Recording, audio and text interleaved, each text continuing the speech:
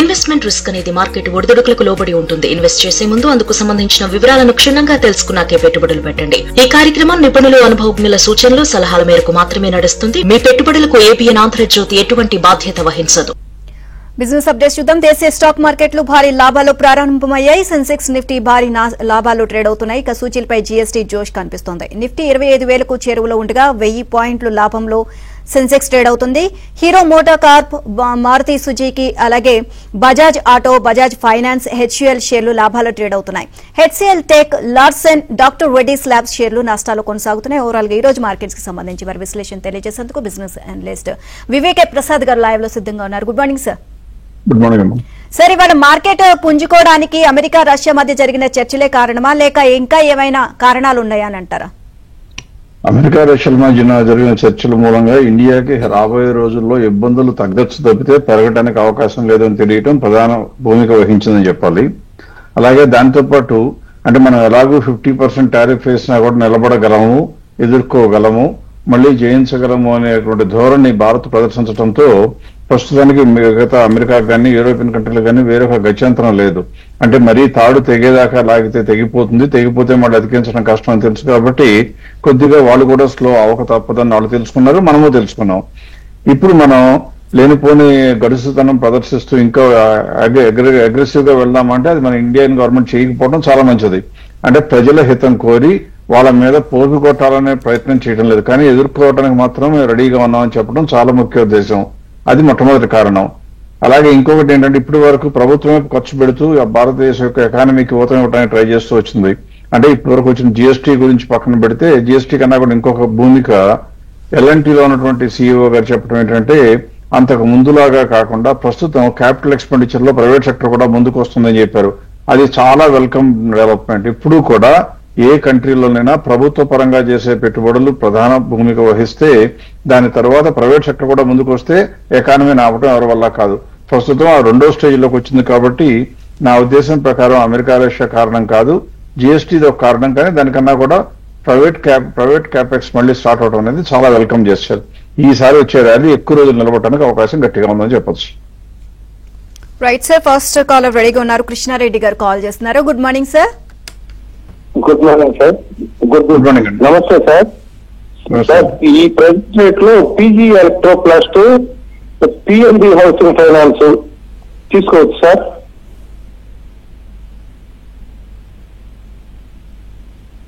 Hello, మీ మాట వినపట్లేదండి మీరు కొద్దిగా. PNB housing finance, PG Electroplast ఆ రెండు కొనొచ్చు సార్? లక్ష్మీధర్ గారు మీకు వినపడుతుందా? నాకు అసలు మాట వినపట్లేదేమి.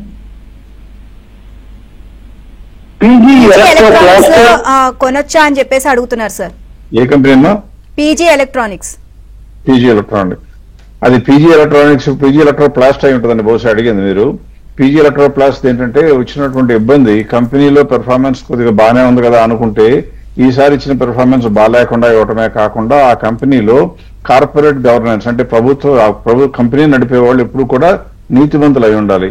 కొద్దిగా అనుమానాస్పదంగా ఏం జరిగిందంటే ఈ మేలో వచ్చేటప్పటికి వాళ్ళు దాదాపు 700 రూపాయల కన్నా పైన ఉన్న రేటు ఉన్నప్పుడు ఆ కంపెనీలో వాళ్ళ షేర్ని విపరీతంగా అమ్మివేయటం. ఎవరికి అమ్మేశారు?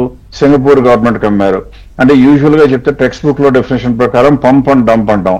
అంటే లేనిపోని ప్రాఫిట్లు చూపించడం లేదా లేనిపోని అపోహలు పుట్టించడం, వేరొక ఇన్వెస్టర్లకి మన మీద ఆసక్తి కలిగేట్లుగా చేయటం, ఆ ఆసక్తిని ఆసరాగా చేసుకుని మన దగ్గర ఉన్న ఇన్వెస్ట్మెంట్స్ అన్ని వాళ్ళకి అంటగట్టంగానే వెంటనే మన బ్యాడ్ న్యూస్ అంటే నిజమైన చిత్రాన్ని రిలీజ్ చేయటం, దాంతో మార్కెట్ పడిపోయిన తర్వాత ఇప్పుడు చూడవలసింది ఏంటంటే మళ్ళీ తిరిగి ఆ ప్రమోటర్లు వాళ్ళు ఎక్కువ రేట్లో అమ్మేసిన షేర్లు వాళ్ళు చెప్పింది మంచిదా చేసింది మంచిదా కదా పక్కన పెడితే తిరిగి మళ్ళీ కొనుక్కుని కనుక ప్రభుత్వ కంపెనీ మీద అలాగే మెజారిటీ స్టేక్ ఉంచుకుందాం అనుకుంటే కొద్దిగా పర్వాలేదు, అంటే గుడ్డిలో మెల్ల.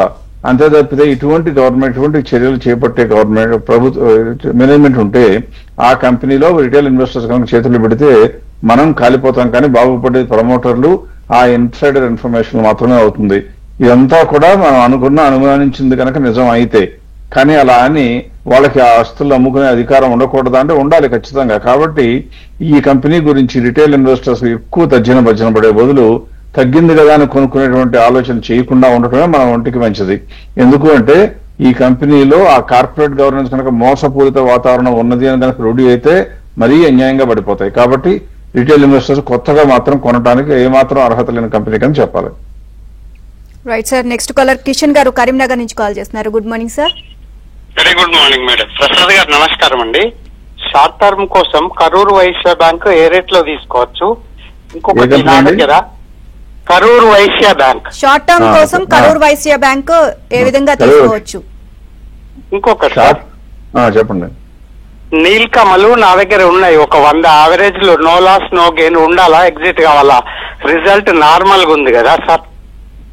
ఇప్పుడు కరూర్ వైశ్య బ్యాంక్ అడిగారండి. కరూర్ వైశ్య బ్యాంక్ అడిగితే మాత్రం బ్యాంకులన్నిటికీ కూడా బాగున్నటువంటి ఈ సమయంలో మొట్టమొదటి కొద్దిగా సర్ప్రైజింగ్ గా స్టేట్ బ్యాంక్ నిన్నే హోమ్ లోన్స్ మీద ఇంట్రెస్ట్ రేట్ పెరగడం జరిగింది. అంటే అది యాక్చువల్గా ఇంట్రెస్ట్ రేట్ సైకిల్ తగ్గుతుంటే కనుక బ్యాంకులకు లాభం. జనరల్ గా మనం పబ్లిక్ ఏమనుకుంటాం అంటే ఇంట్రెస్ట్ రేట్ తగ్గితే బ్యాంకులకు ఇన్కమ్ తగ్గుతుంది కదా అనుకుంటాం.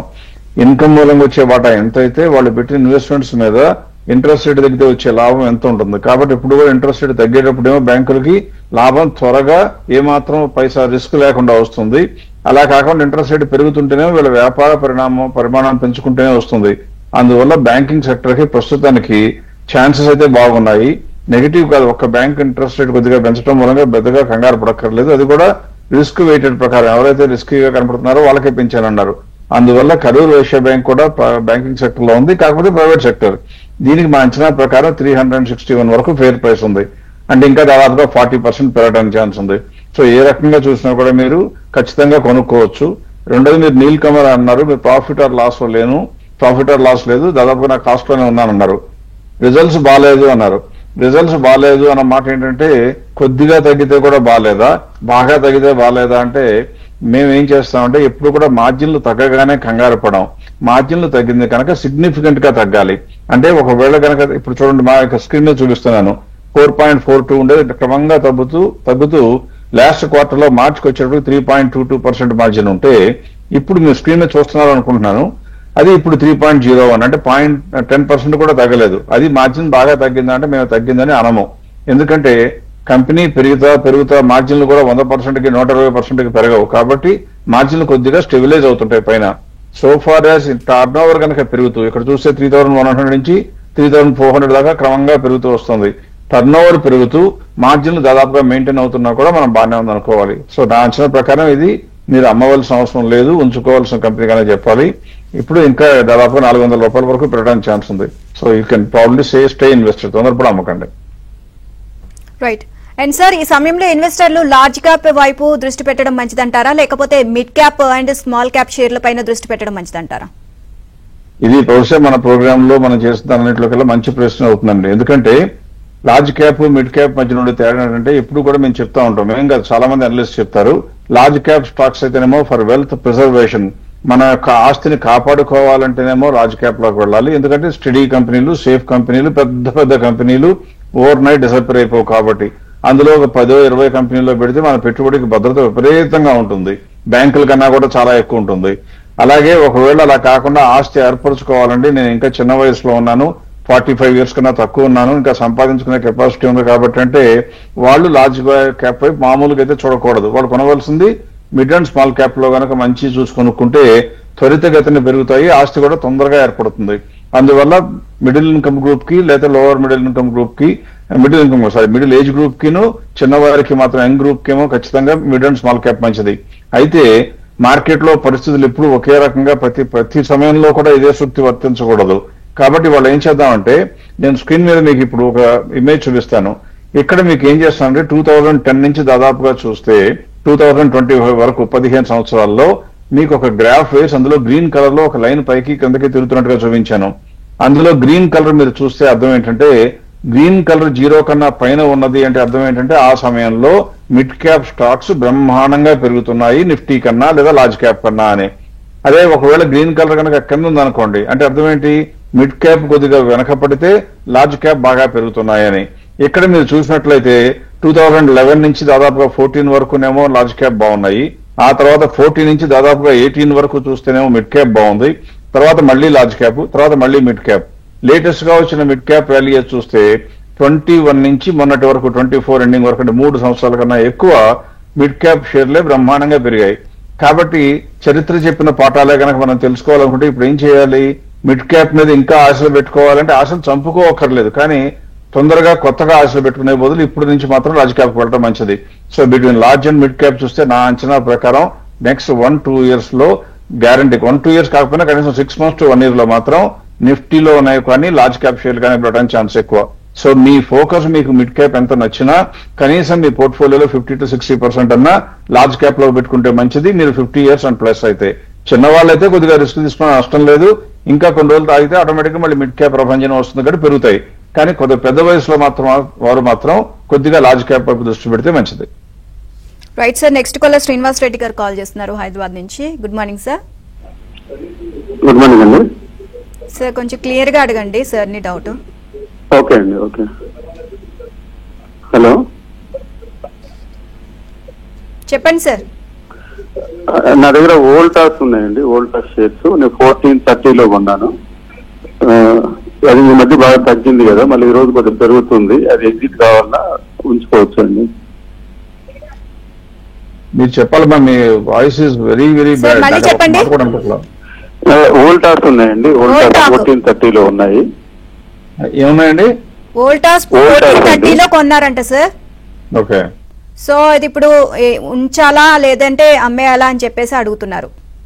వోల్టాస్ నా అంచనా ప్రకారం మీరు ఉన్న షేర్ మంచిది కాదంటానికి అవకాశం లేదు, కానీ అది ఈ మధ్య కాలంలో చూస్తే కనుక వెనకబడిన మాట వాస్తవం. అన్నింటికన్నా ముందు ఉంచుకోవాలా వద్దా అంటే కంపెనీ మంచిది కాదు అని కాదు, మనకు కావాల్సింది ఆ కంపెనీ యొక్క రేటు ఇక్కడ నుంచి పెరగడానికి దాని ఫండమెంటల్స్ దోహదపడుతున్నాయా లేదా అని చూడాలి.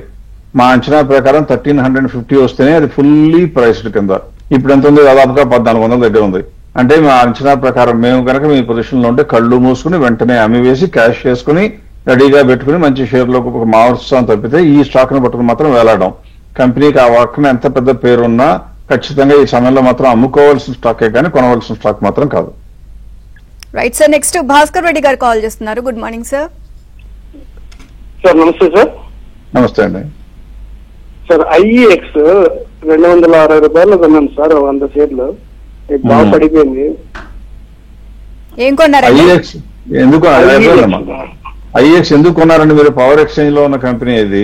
ఎందుకు కొన్నారు ఆ స్టాక్? నేను అనుకోకండి, ఊరికి అడగడానికి ఏంటంటే ఎందుకు కొన్న, ఏం ప్రేరేపించింది మిమ్మల్ని కొనడానికి? అది ఎప్పుడు కూడా మనం కొన్న స్టాక్ గురించి మనం కొనంగానే మన కోసం పనిచేయడం మొదలు పెట్టదు ఆ స్టాక్ ను మనం కొనబోయే ముందే కొద్దిగా ముందు వెనక ఆలోచించుకోవడం మంచి పద్ధతి. ఈ స్టాక్ నే కనుక చూసినట్లయితే మార్జిన్లు ఎక్కువ ఉండి, అంటే పెట్టుబడి తక్కువ, కేవలం ఎక్స్చేంజ్ వ్యాపారం, అంటే వీళ్ళ దగ్గర పవర్ కొని వీళ్ళకి అమ్మటం, వీళ్ళ దగ్గర కొని వీళ్ళకి అమ్మటం, ఇలా చేసే బిజినెస్ లో ఉన్న కంపెనీ. ఈ కంపెనీకి ఈ మధ్యలో చాలా ప్రతికూల వాతావరణం ఏర్పడింది. అంటే ప్రభుత్వం కాకుండా కోర్టులు ఏం చెప్పాయంటే ఒకే ఎక్స్చేంజ్ ఇండియాలో ఉండకూడదు, ప్రైవేటు తరంలో కూడా, ప్రైవేటు వర్గంలో కూడా ఏదైనా కొత్త ఎక్స్చేంజ్ వస్తే వాళ్ళకు కూడా ఈక్వల్ ఫెసిలిటీస్ ఇవ్వాలి, అంతేగాని గుంప కొత్తగా మొత్తం ఒకే వాళ్ళకి ఇస్తే ఒప్పుకోమని చెప్పడంతో ఈ కంపెనీ యొక్క స్టాక్ పడిపోయింది. మరి ఇప్పుడు ఆ పొజిషన్ నుంచి ఏమైనా మార్పు వచ్చిందా? సుప్రీంకోర్టు ఏమైనా కాదు మొత్తం ఈ కంపెనీకే దోచిపెట్టని అంటుందా అంటే అనదు, అనడానికి అవకాశమే లేదు. అంటే అర్థం ఏంటి? ఈ కంపెనీకి ఇక్కడ నుంచి ప్రాస్పెక్ట్స్ పెరిగే అవకాశం ఉన్నాయంటే లేవు. ఇది చేసేటువంటి మధ్యతరగతి దళారీతనం, ఒకరి దగ్గర కొని ఇంకొకరికి అమ్మటం చేసే ఎక్స్చేంజ్ బిజినెస్ లో ఉన్న దీనికి రాబోయే రోజుల్లో అవకాశాలు తగ్గడానికే ఛాన్సులు కానీ పెరగడానికి తక్కువ. ఒక్కటే ఒక అడ్వాంటేజ్ అంటే ఆల్రెడీ సంపాదించుకున్న డబ్బులు ఉన్నాయి, కానీ సంపాదించుకున్న డబ్బులు చూసి ఈక్విటీ మార్కెట్ లో రేట్లు పెరగవు, ఇంకా సంపాదించే అవకాశాలు ఉంటేనే పెరుగుతాయి. అందువల్ల నా అంచనా ప్రకారం ఇవాళ రోజును చూస్తే ప్రైస్ బాగా తక్కువ ఉంది. మా అంచనా ప్రకారం కూడా 250 రూపీస్ వరకు ఉండాలి. ఒకవేళ ఇంకొన్ని రోజులు ఓపిక పడతాను అంటే ఓపిక పట్టొచ్చు, కానీ లాంగ్ టర్మ్ లో మాత్రం ఈ కంపెనీలో ఉంచుకోవటం నా అంచనా ప్రకారం మంచి పద్ధతి కాదు. రవి గారు కాల్ చేస్తున్నారు. Good morning sir. Some displays madam, అది 10% డౌన్ అయి ఉంది. ఈ టైంలో యాడ్ చేసుకోవచ్చాను. ఏం కంపెనీ అడిగారమ్మా? Som displays, SOM, Som displays. Som స్టరీ అంటే సార్ మేడం? Home distillery. అవును.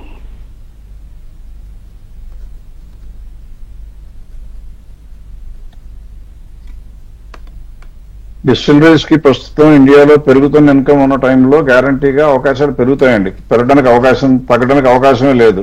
అంటే ప్రజలకి ఇన్కమ్ పెరుగుతుంటే ఫస్ట్ చేసేది ఇల్లు కొనుక్కుందాం అనుకుంటారు. ఇల్లు కొనుక్కున్న తర్వాత నేను అనకూడదు, కొద్దిగా గొప్ప ఆల్కహాల్కి ప్రియులు అవుతా ఉంటారు. ఆ కంపెనీకి ప్రస్తుతం వరకు ఉన్న రిజల్ట్స్ ఈ మధ్య పడిపోయిన దానికి కారణం ఏంటా అని చూస్తే చెప్పలేము. మీరు స్క్రీన్ మీద ఉన్నటువంటి డేటా కనుక ఒకసారి చూస్తే టర్న్ ఓవర్ చూస్తే దాదాపుగా 1500 crores ఉంటాయి. దాని ప్రాఫిటే చూడండి 2023 సెప్టెంబర్ లో 75 crores ఉంటే ఇప్పుడు 105 కోట్లు. మార్జిన్స్ కూడా చూస్తే దాదాపుగా హైయెస్ట్ గా 7.23% to 7% ఉన్నాయి.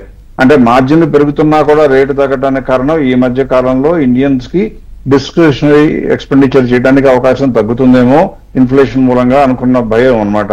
అది ఇప్పుడు తగ్గిపోయింది. ప్రస్తుతం ఏం చేశారు, జిఎస్టీ స్లాబుల్లో కూడా మార్పులు చేశారు కాబట్టి ప్రజల దగ్గర ఖర్చు పెట్టుకోవడానికి ఇంకా డబ్బులు పెరగబోతుంటే యువత కానివ్వండి, పెద్దవారు ఎవరైనా కానీ మధ్య వయస్కులైనా సరే కొద్దో గొప్ప ఆల్కహాల్ సేవించడానికి అలవాటు పడక తప్పదు, కొద్దో గొప్ప మొగ్గు చూపిస్తారు. అందువల్ల ఈ కంపెనీకి రాబోయే రోజుల్లో అవకాశాలు పెరుగుతాయో తప్పితే తగ్గవు. అందువల్ల భయపడాలంటే భయపడక్కర్లేదు. ఇప్పుడు వరకు మనకు తెలిసినంత ఇన్ఫర్మేషన్ లో ఒక్క నెగిటివ్ ఫ్యాక్టర్ కూడా లేదు. సో కాబట్టి ధైర్యంగా ఉంచుకోవచ్చు. ఒకవేళ మీరు అడిగిన ప్రశ్న కొనుక్కోవచ్చు అని అడిగితే కొనుక్కోవచ్చు ఖచ్చితంగా. రైట్ సార్, నెక్స్ట్ కాలర్ బాబు గారు కాల్ చేస్తున్నారు రాజమండ్రి నుంచి. Good morning sir. Hello hello sir, మాట్లాడండి. నమస్తే అండి. నమస్తే అండి. నా దగ్గర సూపర్జిత్ ఇంజనీరింగ్ ఉందండి. అది చాలా తక్కువ రేట్లో కొన్నాను. అది లాంగ్ టైం ఇంకా ఉంచుకోవచ్చా లేదా? నెక్స్ట్ భారత్ ఫోర్స్ గురించి. అంటే టెక్నికల్ సపోర్ట్స్ నేను చెప్పలేనండి. నేను ఓన్లీ ఫండమెంటల్ గానే మాట్లాడతాను. బికాజ్ టెక్నికల్స్ అనేది యూజువల్ గా ప్రైస్ ఫామ్ అయిన తర్వాత వచ్చే గ్రాఫ్, ఆ గ్రాఫ్ ను వచ్చేటువంటిది ఏమో టెక్నికల్స్. అలా నేను తక్కువ చేసి చెప్పడం కాదు, అంటే నా అంచనా చెప్తున్నాను. ఎందుకు మేము దాన్ని చూడమంటే మనలాంటి వాళ్ళని ట్రాన్సాక్షన్ చేస్తే వచ్చే ప్రైస్ ని ఆధారం చేసి వచ్చే గ్రాఫ్, ఆ గ్రాఫ్ ఆధారం చూసి మళ్ళీ మనకే చెప్తాను అనేది నాకు కొద్దిగా సహేతుకం అనిపించకపోవడంతో టెక్నికల్స్ గా దూరంగా ఉంటాను. అంత మాత్రాన అది తప్పు అని మనం చెప్పేసరి నేను చేయకూడదు. ఇకపోతే సూపర్జిట్ లో ఆటో యాన్సరీలో ప్రస్తుతం ఉన్నటువంటి పెద్ద మెడ మీద కత్తి ఏంటంటే ఈ కంపెనీ కనుక ఎక్స్పోర్ట్ చేస్తున్నట్లయితే ఆ కంపెనీలో యుఎస్ కి ఎక్స్పోర్ట్ చేస్తుంటే దెబ్బపడుతుంది. ఇవాళ రోజున రేటు కొద్దిగా తగ్గినా దానికి ఎక్కువ పెరగకుండా ఉండడానికి కారణం ఒకే ఒక్క భయం, అమెరికాతో. ఆ భయం కనుక తొలగిపోతే మీరు ఇంకా అప్పటి వరకు చూసిన లాభం కన్నా, అంటే మొన్న ఈ మధ్యన 630 రూపీస్ కూడా వెళ్ళొచ్చింది. ఆ 634 rupees is our fair price. మీరు ఇప్పటి వరకు అంటే ఎక్స్పోర్ట్స్ భయం కనుక లేకపోతే 634 వస్తే కానీ మేము అమ్మమని చెప్పాం. ప్రస్తుతం ఎంత ఉంది, 450 దగ్గరలో ఉంది. కాబట్టి అమ్మాలా అమ్మకూడదు, ఉంచుకోవాలంటే మీ అంచనా. అంటే ఈ ఒక్క విషయంలో మేము పూర్తిగా సలహా చెప్పలేము. ఎందుకంటే ట్రంప్ తీసేస్తారని కనుక అనుకుంటే ఉంచుకోవాలి, ట్రంప్ తీసేరో ఇంకా పెంచుతారు అనుకుంటేనేమో ఉంచుకోవడం కన్నా వేరొక కంపెనీలోకి వెళ్ళడం మంచిది. అందువల్ల ఆ ఒక్క డెసిషన్ మీరు తీసుకుంటే కంపెనీ పరంగా రిజల్ట్స్ పరంగా బ్రహ్మాండంగా ఉన్న కంపెనీ, ఏ మాత్రం మీరు భయపడక్కర్లేదు. కాబట్టి ఉంచుకోవడం అనేది మన అధీనంలో లేని ట్రంప్ యొక్క చర్యల మీద ఆధారపడి ఉంటుంది. కాబట్టి ఈ ఒక్క డెసిషన్ మీరే తీసుకుంటే బాగుంటుంది. Right sir, next caller Bhaskar Rao గారు కాల్ చేస్తున్నారు. Good morning sir. నమస్తే అండి. నమస్తే అండి. సార్, ఈ MCX State Bank of India మన ఇది కొనుక్కున్నాం అనుకున్నా సార్, ఈ రేట్లు ఉంచుకోవచ్చారా? MCX State Bank of India అన్నారండి. ఎంసీఎక్స్ అయితే లక్షణంగా ఉంచుకోవచ్చు. ప్రస్తుతం ఉన్నటువంటి భారతదేశంలో ఉన్న పరిస్థితుల్లో ఈ కమోడిటీ సెక్షన్ లో ఉన్న ఎంసీఎక్స్ దాదాపు ఎన్సీడెక్స్ కూడా ఉన్నా కూడా దానికన్నా కూడా చాలా ముందంజలో ఉన్నటువంటి ఎంసీఎక్స్ చాలా కొద్దిగా గొప్ప ఇన్నోవేటివ్ గా తీసుకురావటం, ఎక్కువ మందిని అట్రాక్ట్ చేయడంతో విపరీతమైన ట్రేడింగ్ జరుగుతుంది. ఇందులో ప్రతి ఒక్క మనిషికి అవసరమైన వస్తువుల మీద, కమోడిటీస్ మీద ఖచ్చితంగా జరుగుతూ ఉంటుంది. అగ్రికల్చర్ ప్రొడ్యూస్ మీద ట్రేడింగ్ జరుగుతుంటుంది. కాబట్టి అది ట్రేడింగ్ తగ్గే అవకాశం లేదు, తగ్గవలసిన అవసరం కూడా లేదు. అందువల్ల రాబోయే రోజుల్లో కూడా పెర్ఫార్మెన్స్ పెరక్కే తప్పదు. ఇందులో చూస్తే మార్జిన్స్ మీరు స్క్రీన్ మీద ఒకసారి చూస్తుంటే మీకు కనపడుతుంది. నెట్ ప్రాఫిట్ మార్జిన్ 50% అండి. అంటే వాళ్ళకి రూపాయి ఇన్కమ్ వస్తే అందులో ₹1 లాభంగానే మిగిలిపోతుంది. అంత బ్రహ్మాండమైన కంపెనీ గురించి మనం భయపడకూడదు, ఎట్టి పరిస్థితుల్లో ఉంచుకోవాలి. రెండోది మీరు స్టేట్ బ్యాంక్ అన్నారు, దానికి డేటా నేను ప్రజెంట్ చేస్తున్నాను కేవలం అకాడమిక్ ఇంట్రెస్ట్ కోసం. కానీ State Bank is like a piece of gold. అంటే మీకు తరతరాలుగా వచ్చే ఆస్తి ఎంత సమానం, అంటే వస్తువులు నగలు కానీ వస్తే ఎంత ఇంపార్టెంట్ గా ఇస్తారో అలాగే దీనికి కూడా అట్లాగే చూడాలి. స్టేట్ బ్యాంక్ ఉన్నటువంటి అవకాశాలు అపారం. భారతదేశం మొత్తం బ్యాంకింగ్ కార్యకలాపాలు విస్తరించుంటే ప్రతి ఒక్క మనిషికి డిజిటల్ బ్యాంకింగ్ ద్వారా రకరకాల మార్గాలు వస్తున్నాయి. ఈ సమయంలో అప్పుడు వరకు అన్అకౌంటెడ్ గా ఉన్న చిన్న అమౌంట్ కూడా ఆటోమేటిక్ గా క్యాష్ నుంచి బ్యాంక్ రూపంలోకి వస్తుంది. ఈ బ్యాంకుకి అవకాశాలు విపరీతం. పైగా వీళ్ళు చాలా ధైర్యంగా నిన్నగాక మన ఈ వారం ఎండింగ్ లో ఏం చేశారంటే హౌసింగ్ ఫైనాన్స్ కి అంటే హోమ్ లోన్స్ మీద ఇంట్రెస్ట్ రేట్ కూడా పెంచడం జరిగింది. అంటే మీరు అర్థం చేసుకోవాల్సింది ఏంటి, అవకాశం ఉంటే ప్రభుత్వ రంగ సంస్థ అయినా ఆ అవకాశం డబ్బులు సంపాదించడానికి వదులుకోవటం లేదు. అంటే మామూలుగా ఉండే మార్కెట్ ధోరణికి భిన్నంగా కూడా లాభం కోసం పనిచేస్తుంది. అటువంటి కంపెనీలో మీరు నేను ఇన్వెస్ట్ చేయాలంటే 100% ఇన్వెస్ట్ చేయాలి, ఉంచుకోవాలి. ఎప్పుడు అమ్మేయాలి? అనుకోనంత, ఊహించినంత, పెరగకూడనంత పెరిగితే అమ్మాలి. మన అంచనా ప్రకారం 1,052 రూపాయల వరకు ఫెయిర్ ప్రైస్ ఉందండి. ఇప్పుడున్న 833తో పోలిస్తే ఇంకా దాదాపు 200 రూపాయల కన్నా ఎక్కువ. కాబట్టి 100% ఉంచుకోవాలి. Right, thank you sir. ఈ రోజు మార్కెట్స్ పై మీ విశ్లేషణ తెలియజేసినందుకు. ఇవి ఇవాల్టి ఏబిఎన్ బిజినెస్ అప్డేట్స్.